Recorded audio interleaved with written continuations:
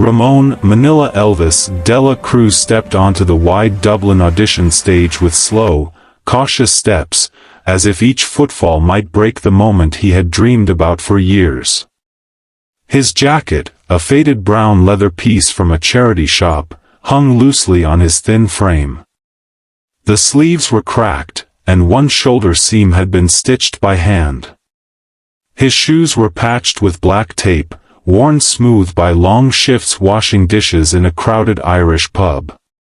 Under the bright stage lights, every frayed thread of his clothes revealed the story of a man who had struggled, sacrificed, and survived. Backstage, one of the hosts whispered into a microphone, "He came straight from a night shift. Didn't even sleep." Ramon looked out at the judges, three well-dressed icons of Ireland's entertainment world. They looked powerful, confident, worlds away from the man standing before them. For a moment, his hands trembled. He swallowed hard, then gently lifted the microphone. The room fell absolutely silent, as if the entire audience sensed that something rare was about to happen. When the first notes of "Can't Help Falling in Love" left his lips, they were fragile, soft, almost apologetic. But then something inside him opened. His voice deepened, warmed, and bloomed with a golden tone that seemed impossible for a man so exhausted, so underfed, so unsure of himself. His Filipino accent wrapped around the English lyrics, giving them a tender, aching sweetness. The hall changed, people leaned forward, breaths held. Judge number 1, known for his razor-sharp critiques and ice-cold reactions, felt his jaw tighten. He tried to blink away the moisture in his eyes, but the more Ramon sang, the harder it became to hide. His chin trembled, just barely.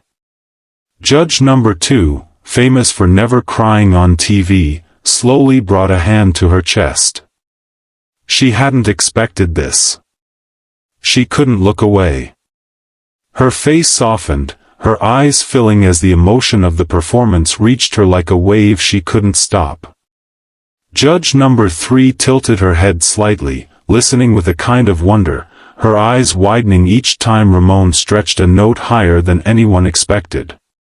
She whispered, "Oh my God," under her breath, though her microphone picked up the trembling in her voice.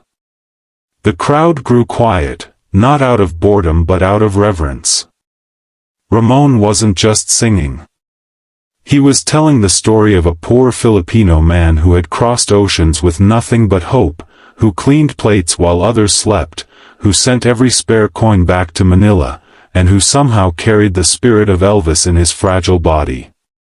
When he finished, Ramon lowered the microphone as if unsure whether he had performed well or embarrassed himself. Then the audience exploded into applause, wild, thunderous, unstoppable, while Ramon stood frozen, overwhelmed, unable to believe what he had just done. Judge number 2 leaned forward, her breath unsteady as she tried to gather the right words. The intensity of the applause still shook the room, and for a moment she simply stared at Ramon as if she were looking at someone who had just changed the entire atmosphere of the theater.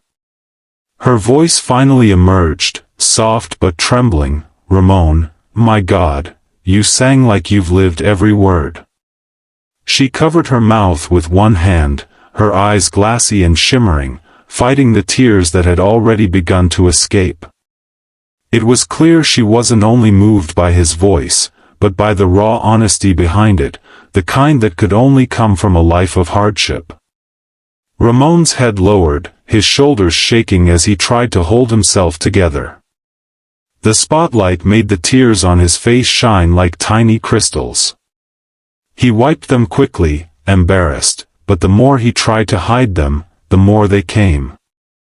I just wanted to send money to my mother back home in Manila," he confessed, choking on the words.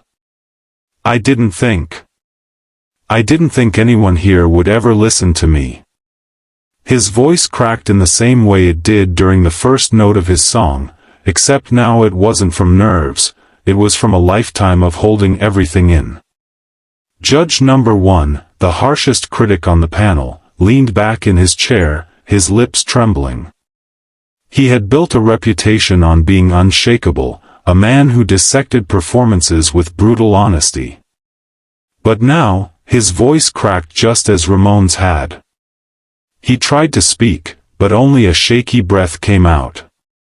He pressed a hand against his forehead, attempting to hide the tear that slid down his cheek. The camera caught it anyway. The audience gasped softly, shocked to see the unmoved finally moved. Judge number 3 wasn't even pretending to remain composed. Both her hands covered her mouth as she stared at Ramon with wide, emotional eyes. It was as if she had just witnessed something sacred, something she knew she wouldn't forget no matter how many seasons of talent shows she judged. The corners of her eyes were damp, and when she lowered her hands, her lips were quivering.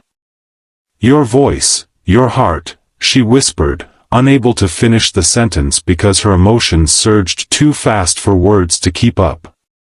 The audience felt the judge's emotions like electricity.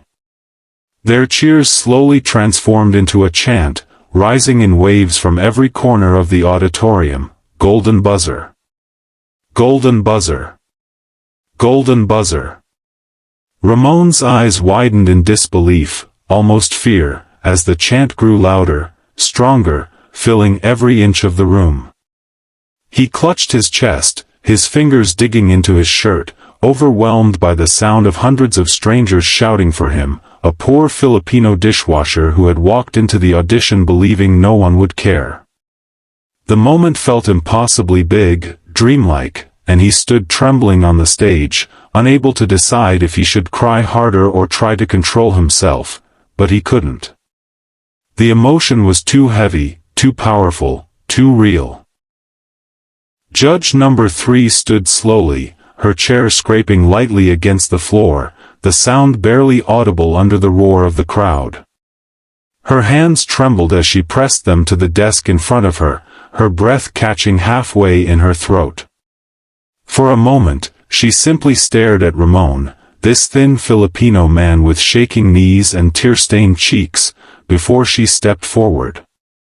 The lights glimmered on her wet eyelashes, and her voice was barely more than a whisper carried through her microphone. "Ramon, you have no idea what you've just done to this entire room." She paused, her voice breaking. "You touched every one of us." Ramon blinked rapidly, confused, overwhelmed. His chest rose and fell too quickly, his hand still clutching the microphone like it was the only solid thing keeping him grounded. His mind was a blur, he couldn't hear the chanting anymore, couldn't see the cameras, couldn't process the enormity of the moment. All he saw was Judge number 3 walking toward the golden buzzer button, her hand shaking with every step. The audience sensed what was coming and the theater erupted into screams. People stood, some jumping, others covering their mouths, tears streaming down their faces as if they had personally lived Ramon's struggles with him. The energy was explosive, vibrating through the air with a force that felt almost physical. Ramon looked around wildly, his lips parted, his entire face trembling. He whispered to himself, "No, no, this can't be for me, this can't be real." Judge number 1 stood up too, wiping his eyes openly now, no longer trying to hide his emotions. Judge number 2 pressed one hand to her heart and the other over her mouth as if she were afraid the intensity might spill out of her all at once. They watched Judge number 3 reach the desk, her fingers hovering above the button. She closed her eyes for a single second, inhaling as if gathering courage, and then slammed her whole palm down. The sound of the buzzer exploded through the hall like a thunderclap. Instantly, the ceiling burst open in a shower of swirling gold confetti, thousands of shimmering pieces raining down on the stage. Ramon's eyes widened, then squeezed shut as he dropped to his knees, his hands flying to his face. His sobs broke through the music that accompanied the golden moment, raw and unfiltered. He tried to breathe but couldn't, every breath turned into a cry. The hosts rushed onto the stage, kneeling beside him, wrapping their arms around him as gold glitter gathered on his shoulders, in his hair, on his trembling hands. He felt small, fragile, like a man standing inside the center of a dream too large to understand. Judge number 1 leaned forward, shouting over the cheers, his voice cracked from crying. "Ireland needs to see this man. This is Manila Elvis."